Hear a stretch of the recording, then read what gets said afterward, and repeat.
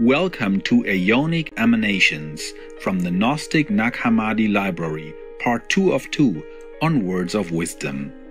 The Hammadi Library is a collection of early Christian and Gnostic manuscripts, also called codices, discovered in 1945 near the Upper Egyptian town of Hammadi. The general dating of the books varies from the 2nd to the 4th century. The collection includes 13 ancient books containing over 50 spiritual texts. The discovery and translation of these scriptures helped scholars to re-evaluate early Christian history and the nature of Gnosticism, a Christian movement originating in the 1st and 2nd centuries that emphasized gnosis. Gnosis means the direct knowing or acquaintance of the divine through esoteric experience. Today, the precious Hammadi manuscript collection is housed in the Coptic Museum in Cairo, Egypt. Let us now continue with an excerpt from the chapter Ionic Emanations of the tripartite tractate in the Hammadi Library. We will learn how the single one and the totalities correspond with each other, depicted in a profound, abstract manner, evoking our deeper spiritual perceptions. Ionic Emanations. The Father brought forth everything, like a little child, like a drop from a spring, like a blossom from a vine, like a flower in need of gaining nourishment and growth and faultlessness.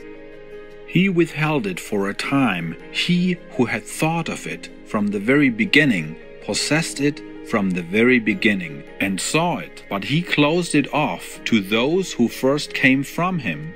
He did this not out of envy, but in order that the eons might not receive their faultlessness from the very beginning, and might not exalt themselves to the glory to the Father, and might think that from themselves alone they have this. But just as he wished to grant that they might come into being, so too, in order that they might come into being as faultless ones, when he wished, he gave them the perfect idea of beneficence toward them. The one whom he raised up as a light for those who came from himself, the one from whom they take their name, he is the Son who is full, complete, and faultless. He brought him forth, mingled with what came forth from him, partaking of the totality. He exists by himself. As for the parts in which he exists in his own manner and form and greatness, it is possible to see him and speak about that which they know of him, since they wear him while he wears them, because it is possible for them to comprehend him. He, however, is as he is, incomparable, in order that the Father might receive honor from each one and reveal himself. Even in his ineffability, hidden and invisible, they marvel at him mentally. Therefore, the greatness of his loftiness consists in the fact that they speak about him and see him. He becomes manifest so that he may be hymned because of the abundance of his sweetness. And just as the admirations of the silences are eternal generations, and they are mental offspring, so too the dispositions of the Word are spiritual emanations. Both of them, admirations and dispositions, since they belong to a Word, are seeds and thoughts of His offspring, and roots which live forever, appearing to be offspring which have come forth from themselves, being minds and spiritual offspring to the glory of the Father. There is no need for voice and spirit, mind and word, because there is no need to work at that which they desire to do, but on the pattern by which he was existing. So are those who have come forth from him, begetting everything which they desire. and the one whom they conceive of, and whom they speak about, and the one toward whom they move, and the one in whom they are, and the one whom they hymn, thereby glorifying him, he has sons. For this is their procreative power, like those from whom they have come, according to their mutual assistance, since they assist one another like the unbegotten ones. The Father, in accordance with his exalted position over the totalities, being an unknown and incomprehensible one, has such greatness and magnitude that if he had revealed himself suddenly, quickly, to all the exalted ones among the eons who had come forth from him, they would have perished. Therefore he withheld his power and his inexhaustibility within that in which he is. He is ineffable and unnameable and exalted above every mind and every word. This one, however, stretched himself out, and it was that which he stretched out which gave a foundation and a space and a dwelling place for the universe, a name of his being the one through whom, since he is Father of the all, out of his laboring for those who exist, having sown into their thought that they might seek after him.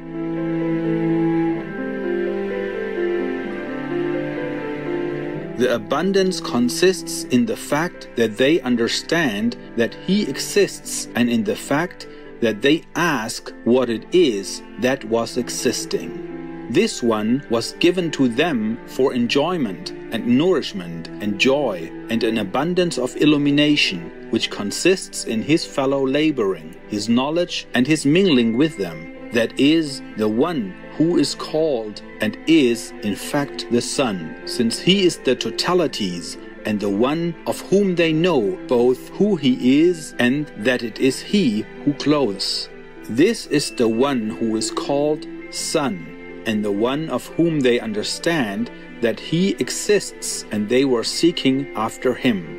This is the one who exists as Father and as the one about whom they cannot speak and the one of whom they do not conceive. This is the one who first came into being. It is impossible for anyone to conceive of him or think of him.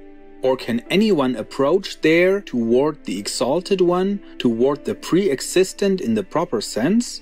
But all the names conceived or spoken about him are presented in honor as a trace of him, according to the ability of each one of those who glorify him.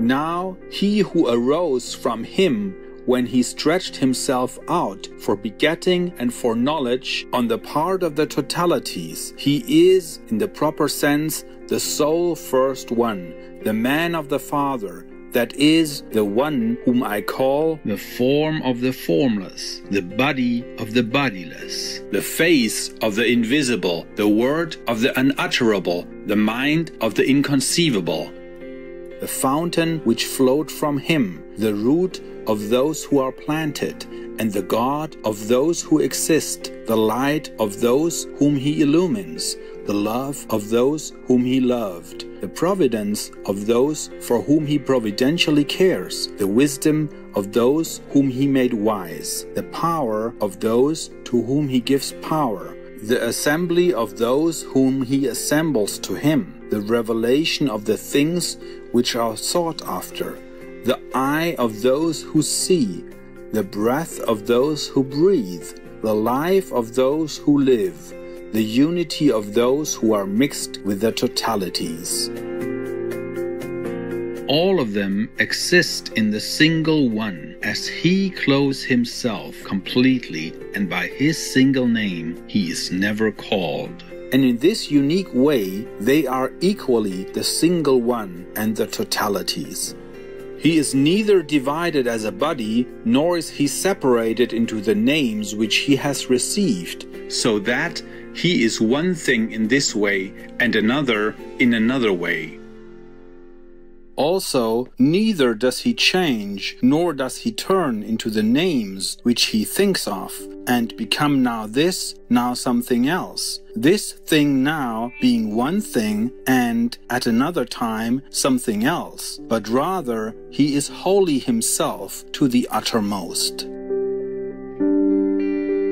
He is each and every one of the totalities forever at the same time. He is what all of them are. He brought the Father to the totalities.